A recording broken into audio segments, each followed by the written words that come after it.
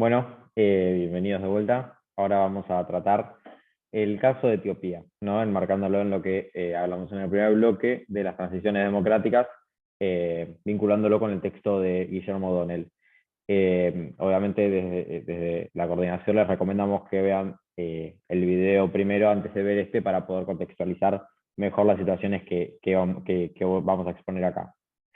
Bueno, en primer lugar, con el caso de Etiopía, hay que tener ciertas consideraciones para analizarlo como un caso único, pero relacionado con nada. Bueno, con obviamente las diferentes experiencias de transiciones democráticas. Esperen un segundo que tengo un problema para que me vea yo solo. Bueno, no importa. Espero que lo vean bien ahí. Etiopía es un país compuesto por aproximadamente 80 etnias. Esto obviamente ya a priori plantea una situación compleja, por decirlo menos. En Etiopía la etnia significa mucho, tiene mucho peso. El Congreso o Parlamento, en el caso de Etiopía, no se divide por partidos políticos, sino que se divide por etnias. Es más, la organización territorial misma de Etiopía consiste en 9 kiloch en plural o kilil en singular, son 10 en realidad desde 2020 con la incorporación de Sidama, ya vamos a ver por qué se pueden seguir generando y autodeterminando diferentes etnias, y sus fronteras también son tratadas en base a criterios étnicos, o sea, las fronteras de estos kiloch. A su vez, obviamente, los conflictos entre las etnias generan son de una fortaleza bastante grande. Y entonces se plantea que la única fuerza que termina manteniendo unidos, porque uno se plantearía, ¿no? Ya vamos a ver las particularidades del Estado etíope, perdón, ¿por qué se mantienen unidas estas etnias? Bueno, es que los mantiene unidos la fuerza del poder central. Sin embargo, su concepción del Estado, según el artículo 39 de su Constitución Nacional, es que las etnias son aquellas que le otorgan al gobierno central el poder, no viceversa. No es que el gobierno central permite la acción de las etnias, sino que las etnias le otorgan el poder de organizar al Estado Nacional al gobierno central de Etiopía.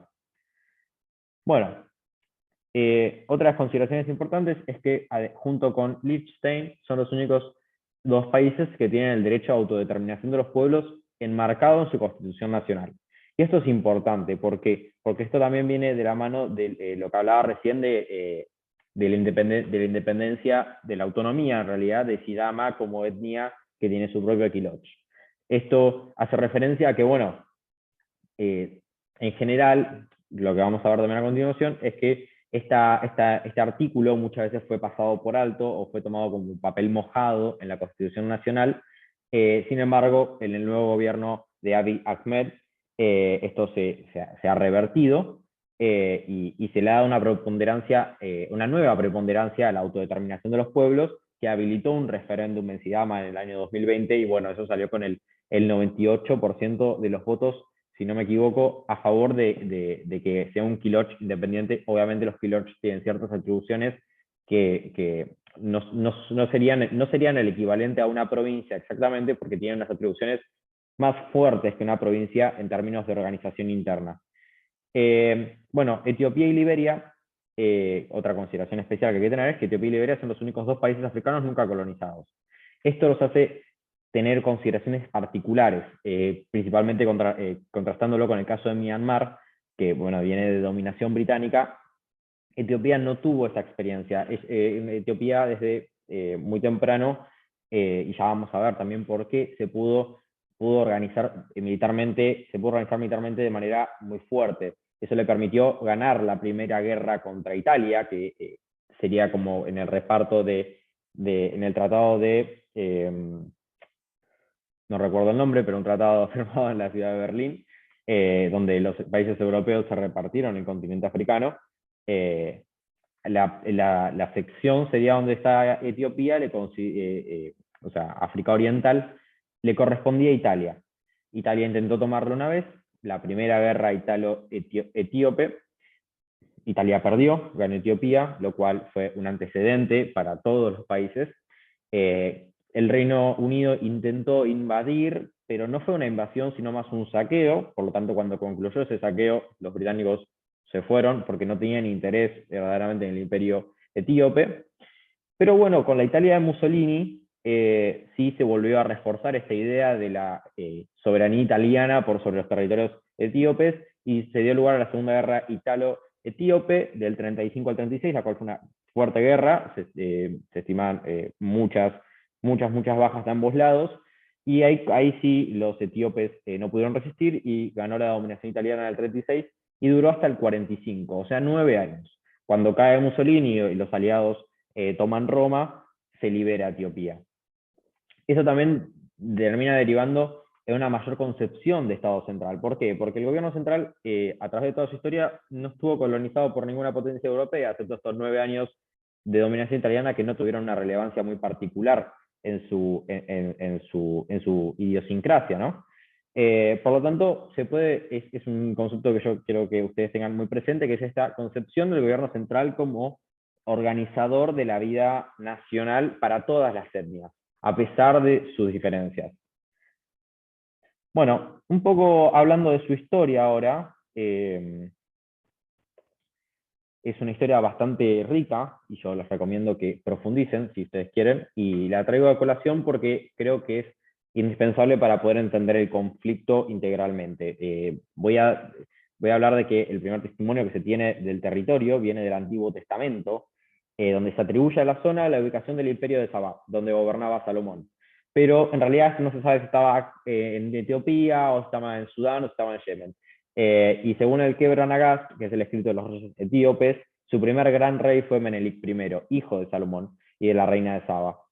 Esto es importante porque habla de que es una zona que no es nueva, sería, por ahí nosotros consideramos que son países alejados a nuestra realidad, pero bueno, digamos, la religión cristiana, en nuestro caso la apostólica romana, católica apostólica romana, es muy fuerte en nuestra cultura, y la historia etíope es muy cercana a la religión cristiana, o sea, fue en realidad el primer estado cristiano de África. Eh, Muchos lo intentan considerar como el estado más antiguo del mundo porque una vez, o sea, a pesar de las transformaciones y evoluciones, se consagra como estado muy similar al de hoy en el año 1270. Pero su ambigua historia, como ya veremos, y por ejemplo la dominación italiana y las reconversiones del Estado mismo, han llevado a determinar que verdaderamente no se puede interpretar como el Estado más antiguo, pero sí es como una salvedad o un dato curioso esto de que existe como Estado similar al actual desde el 1270. Bueno, más centrándonos en la época moderna, podemos hablar que a partir del 1930 asciende a Haile Selassie, quien llevó adelante un gobierno considerablemente represivo de las libertades individuales, eh, en el lado por ahí más cultural y social de la vida cotidiana. Era una persona respetada por la sociedad, pero al mismo tiempo tenía una suerte de idea de mano dura en términos más vulgares. Sin embargo, en el ámbito internacional se lo consideró como un buen diplomático, llegando a establecer alianzas comerciales con Estados Unidos y Reino Unido. Esto comenzó una larga tradición de gobiernos etíopes bien vistos en las relaciones internacionales. Y esto es la segunda cosa que quiero que tengan en cuenta. O sea, primero que tienen la concepción de gobierno central, ¿no? Como que las etnias le dan al gobierno central la potestad de organizar el Estado Nacional. Y en segundo lugar, esto de la buena diplomacia con la que se reconoce a Etiopía a lo largo de la historia, ¿no?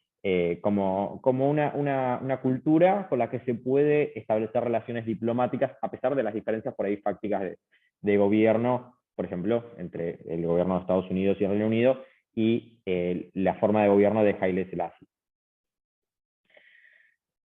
Poco más viniendo para más cerca de nuestros días, podemos hablar de que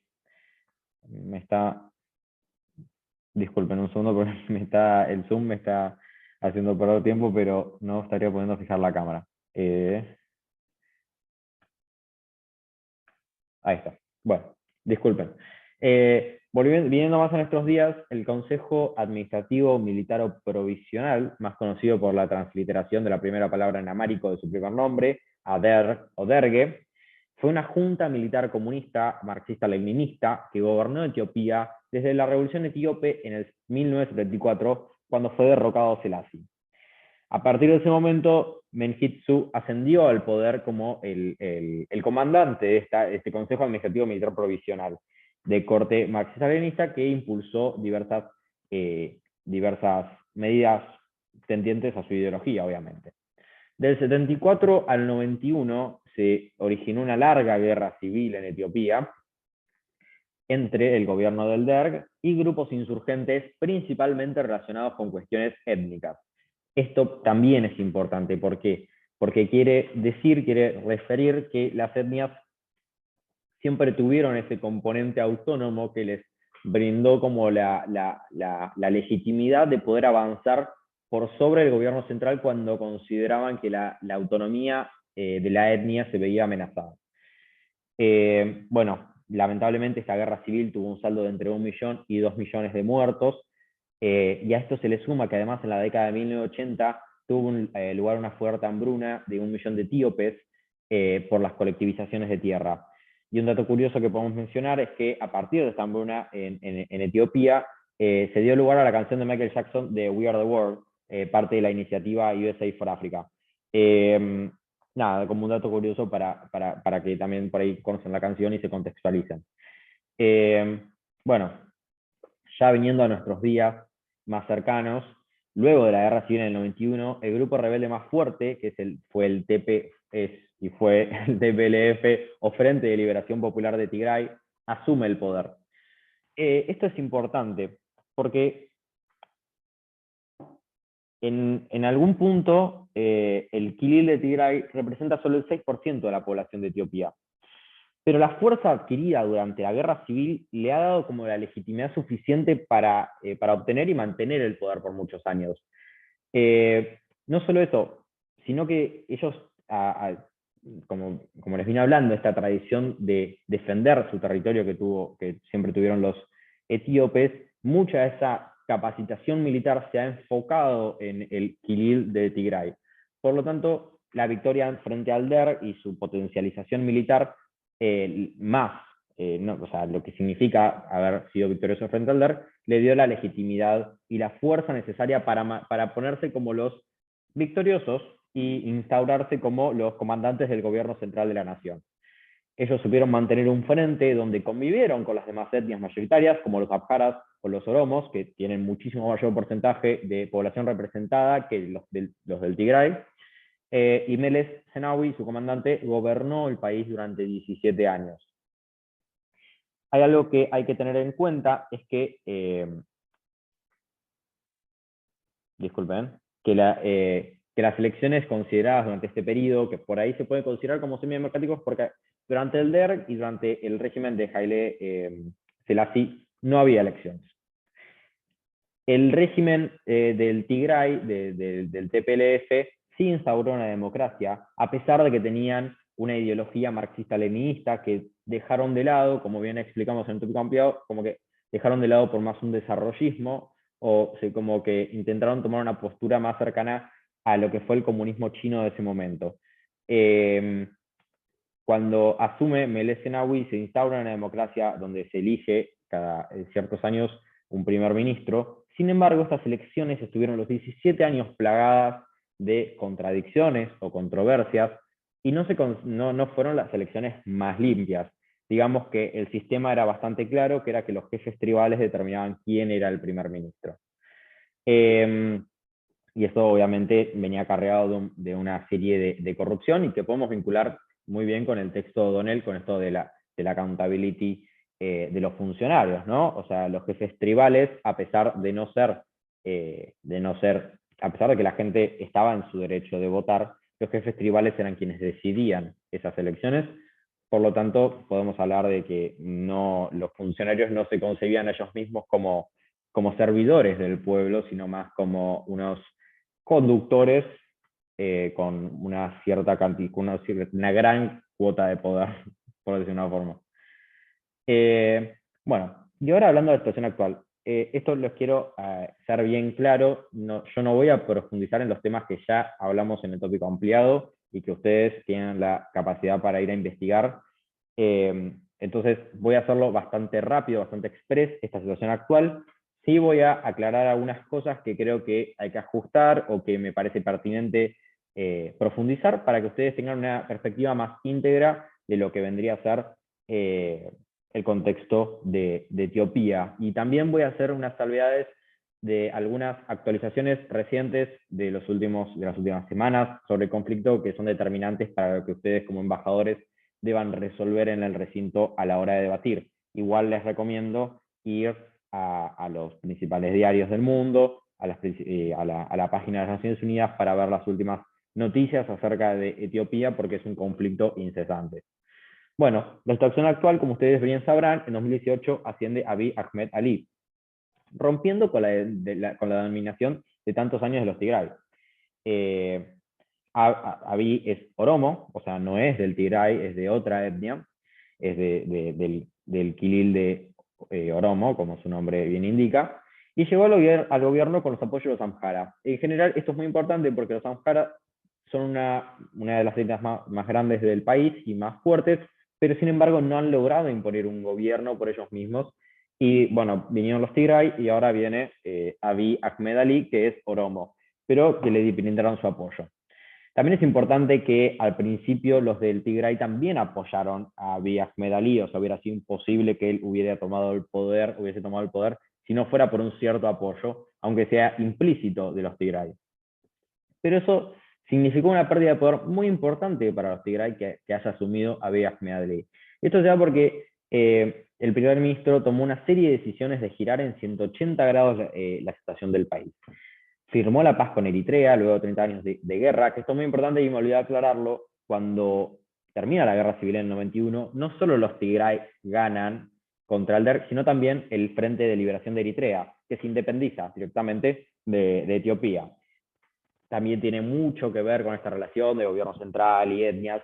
El pueblo de Eritrea no se vio más representado por ese gobierno central, no vio que su etnia viera sostenidos sus conflictos con las demás etnias dentro de lo que es el gobierno central y dentro de lo que es la coalición del DERC, lo que fue la junta del DERC.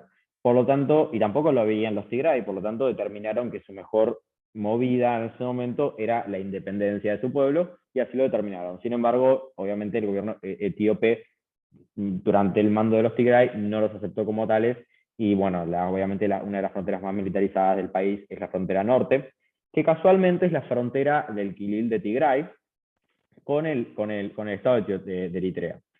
Bueno, viene Abiy Ahmed Ali y firma la paz con Eritrea luego de 30 años de guerra.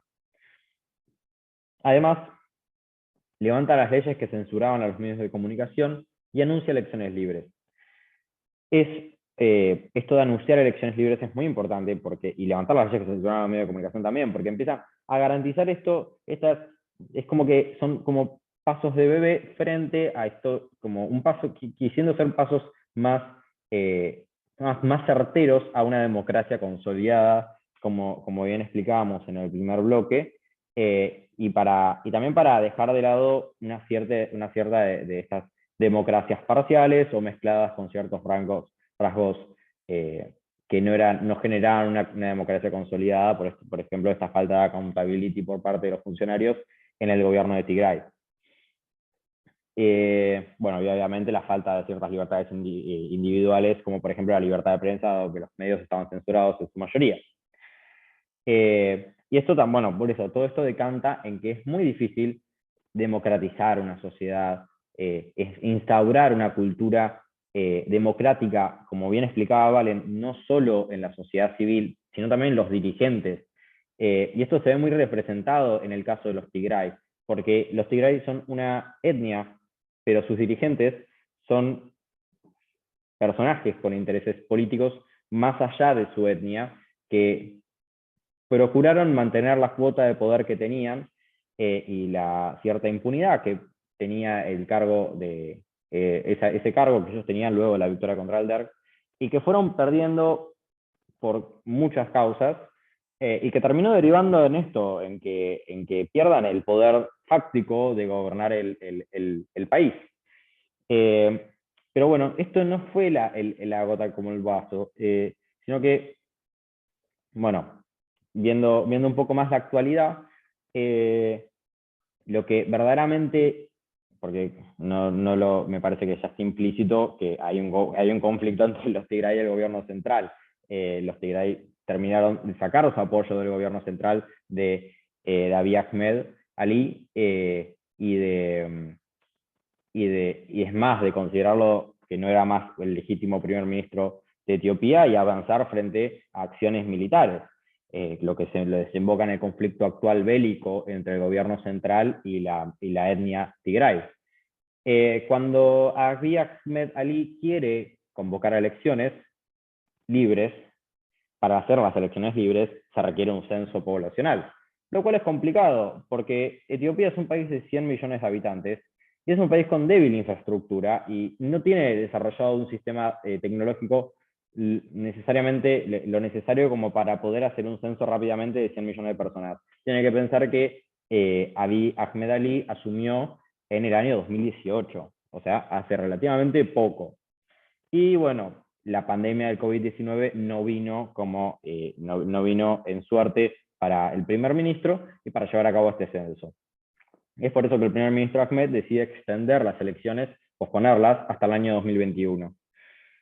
Ahora, la guerra no comienza en este momento, porque en este momento es cuando los Tigray, ustedes bien sabrán, que reclaman que las elecciones tienen que ser en el 2020 y plantean que en el 2020 termina la legitimidad de este primer ministro.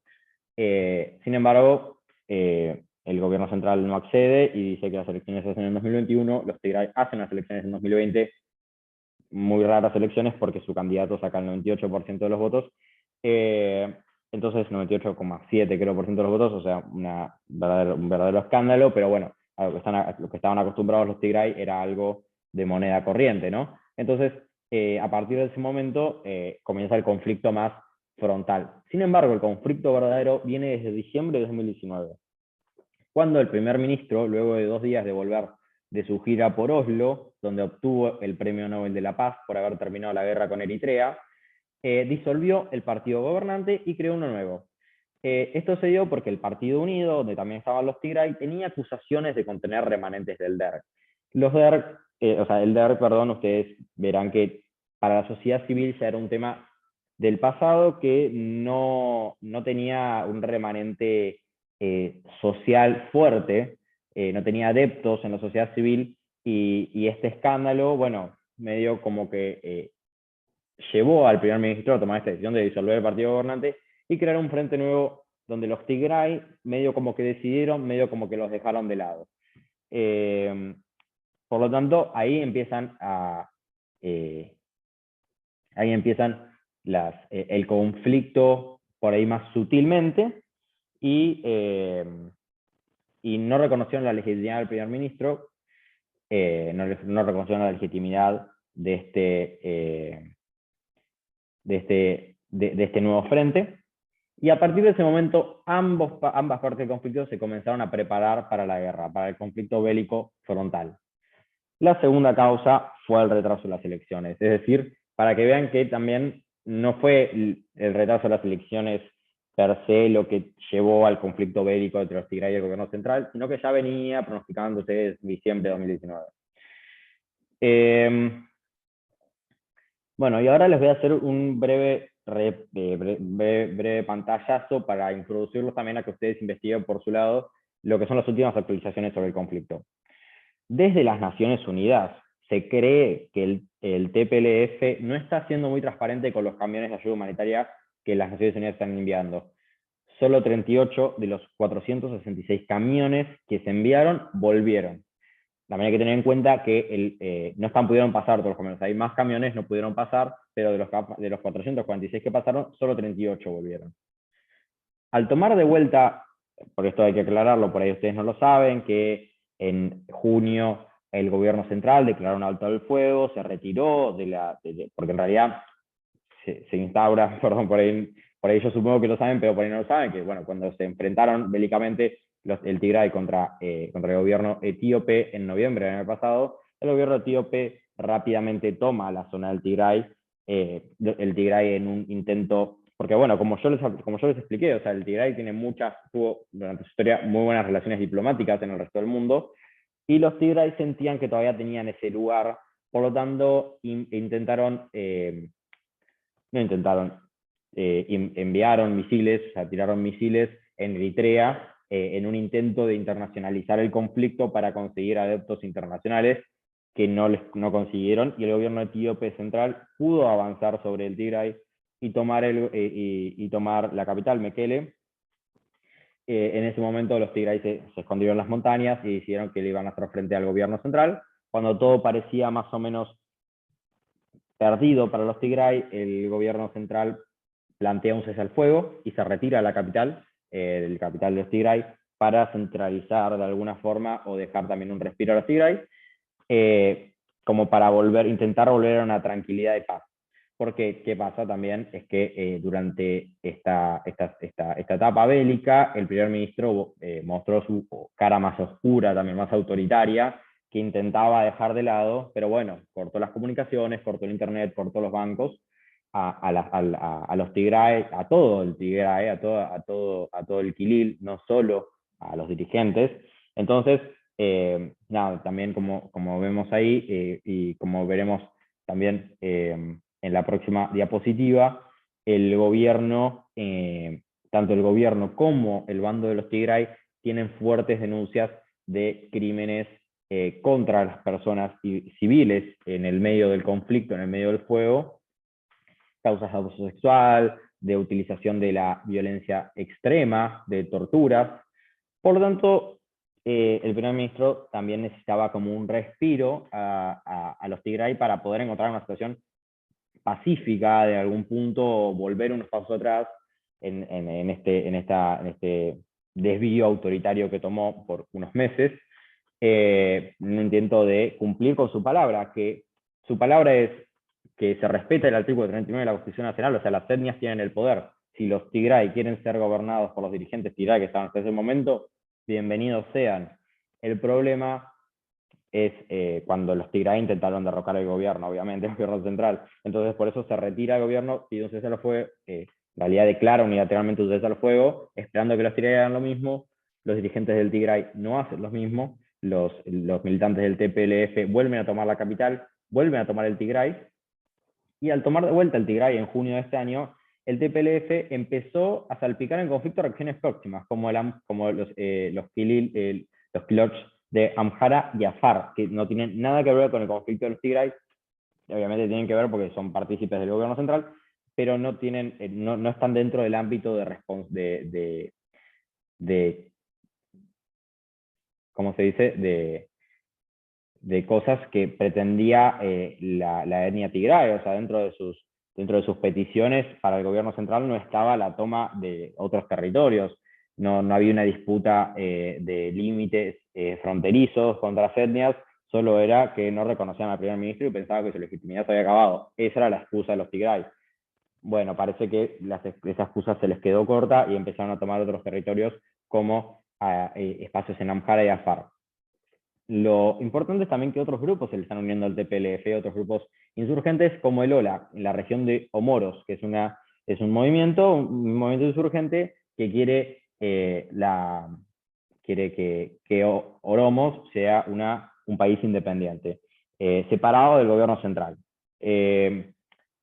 ¿Por qué? Ustedes se preguntarán por qué los reclamos del grupo OLA no son los mismos reclamos que de la etnia Sidama. Bueno, por una cosa bastante simple, que es un tema de la movilización social. OLA se presenta como un grupo insurgente armado, y el referéndum en Sidama fue algo que establecía la Constitución de libre autodeterminación de los pueblos. Es decir, porque un grupo insurgente armado diga que quiere que su etnia esté separada del gobierno central, no significa que toda la población del Killil diga lo mismo. Entonces es importante marcar esa distinción para que también ustedes entiendan que no todo es lo mismo y hay situaciones diferentes para cada etnia y para cada situación en particular en cada momento. Bueno, entonces esto, obviamente, de que avancen sobre otros Kiloch, que se unan a otros grupos insurgentes, dificulta los esfuerzos por terminar el conflicto. Y el primer ministro, en vez de, está bien, uno podría decir que tenía pocas opciones, pero bueno, también es verdad que decidió volver a cortar el internet, las comunicaciones y los bancos, luego de que el TPLF vuelva a accionar militarmente sobre el Tigray, principalmente tomando la capital Mekele en junio. Según la perspectiva de Estados Unidos, el gobierno de Etiopía también está bloqueando la ayuda a Tigray, y esto podría ser cierto porque, como veníamos hablando, hay una poca transparencia en todo lo que es el movimiento de ayuda humanitaria que están enviando las Naciones Unidas. Como dice la Filmina, a lo último se necesitan aproximadamente 100 camiones de ayuda por día para que la población subsista en el Tigray. Los del TPLF dicen que pelearán hasta terminar los bloqueos humanitarios del gobierno del primer ministro, alejando las perspectivas de terminar el conflicto en corto plazo. ¿Por qué? Porque no está bien claro si es el gobierno quien los bloquea, si son los Tigray quienes lo bloquean, si son los Tigray quienes se quedan con la ayuda humanitaria, si es el gobierno quien se queda con la ayuda humanitaria. No está bien claro, entonces tampoco está bien claro cuándo terminaría el conflicto. En este sentido, el TPLF, esa es la excusa que está tomando para avanzar sobre otros territorios por fuera del Tigray. Uno podría decir que son una excusa bastante floja como para tomar otro territorio, pero bueno, uno tampoco puede juzgar desde una perspectiva que no es la suya, ¿no? Que no es su realidad, que eso también lo tienen que tener en cuenta, pero bueno, ustedes están en un juego de roles y tienen que representar fidedignamente lo que su país representa. Bueno, por último, hay que hablar de la importancia del conflicto, o sea, por qué nosotros hablamos de este conflicto y por qué nos parece relevante para el escenario mundial y para el desarrollo de la sociedad global. Hay un tema que es que la inminente generalización del conflicto a lo largo de todo el país, porque si a ustedes les queda alguna duda de que los Tigray están solo buscando destrabar el bloqueo del primer ministro sobre la ayuda humanitaria, me parece que es una excusa que no es muy creíble. Esto puede debilitar de sobremanera el gobierno central, y una debilitación del gobierno central, como dijimos, que tiene una implicancia, un gobierno central en Etiopía, un país que se caracteriza por tener una historia de gobiernos centrales muy importante, donde las etnias priorizan el gobierno central por sobre su autonomía para decidir sobre la nación entera, puede tener un efecto desestabilizante en una región ya desestabilizada como es el Cuerno de África. Entonces es importante para los países limítrofes y para los países de la región que el conflicto en Etiopía no escale a un conflicto de una guerra civil, podríamos decir. Es apresurado, puede ser, pero bueno, parece que se perfila para ese lado. No, obviamente yo no soy un experto en relaciones internacionales, por lo tanto no podría anticipar si esto va a ser una guerra civil o no, o si ya es una guerra civil. Por lo tanto, solo desde mi perspectiva, yo creo que por eso también es importante el conflicto, ¿no? Por la desestabilización que puede generar en toda la región. En segundo lugar, por la imperante necesidad de ayuda humanitaria en toda la región de Tigray, para aproximadamente 5.2 millones de personas.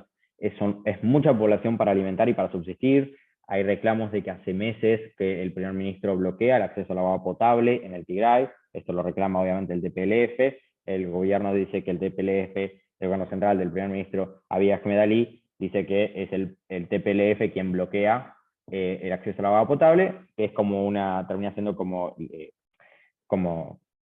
acusaciones cruzadas entre ambos, que también se refleja en esto de que no hay un sistema de accountability de los funcionarios.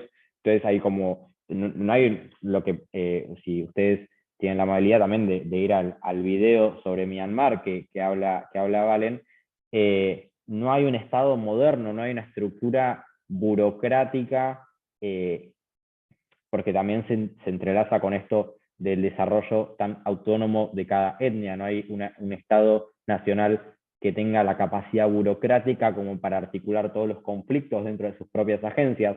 Por lo tanto, no hay una transparencia que nos permita determinar quién está haciendo qué cosa. Otro tema por lo que es importante este conflicto es que aproximadamente 1.7 billones de personas han sido desplazadas de sus hogares. Esto es importante más que nada en la región del Cuerno de África, porque la recepción de migrantes por parte de países vecinos se puede ver dificultada por los conflictos internos de los mismos. Sudán del Sur, Somalia, son países con conflictos internos fuertes que no pueden tener que preocuparse por ahí por 1.4 millones de personas desplazadas hacia otros territorios, lo cual generaría una crisis migratoria que se sumaría a toda la crisis migratoria del continente africano y del continente asiático. Por lo tanto, es un problema preocupante para toda la comunidad internacional. Y por último, como ya medio spoileé anteriormente, las denuncias reiteradas de violaciones de los derechos humanos por parte de tanto las fuerzas militares del gobierno central como de la etnia tigray, de los dirigentes del TPLF, haciendo especial hincapié en los reiterados episodios de violencia institucional hacia las mujeres y las personas discapacitadas que han ocurrido desde finales del 2019. Por eso también aclaramos, ¿no?, que la guerra, por ahí el conflicto frontal comienza en noviembre del año pasado, pero se vienen preparando o viene habiendo sutilmente un entrecruzamiento de conflicto frontal entre ambas partes desde diciembre de 2019.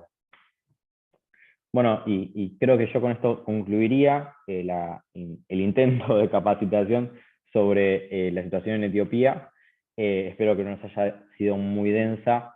Intenté que más o menos intentar complementar lo que yo supongo que ustedes ya han investigado, tampoco para obstaculizar lo que ya han investigado, para que ustedes tuvieron una investigación profunda en algún aspecto que yo no me dediqué tanto, y tampoco quiero yo imponerles una visión. O sea, esto es una invitación a que sigan investigando por su propia cuenta, y que nos demuestren en los debates por bloques que pueden representar fidedignamente a sus naciones y que saben del conflicto, que es importante eso. Principalmente en este bloque, que es un bloque que a mí particularmente me interesa porque permite que por ahí personas que representen a países que no consideran tan importantes se destaquen y demuestren que todos los países son importantes en las Naciones Unidas y que todos los países tienen su espacio para hablar, tienen su espacio de voz y de voto. Entonces, nada, considero que es un tema que tiene esa relevancia por ese lado, y también obviamente por todo lo que acabo de enumerar que está en la filmina. Así que nada, por mi parte ya estaríamos, y espero verlo la semana próxima con todas las pilas para debatir para armar tratados internacionales. Así que estudien, investiguen y prepárense.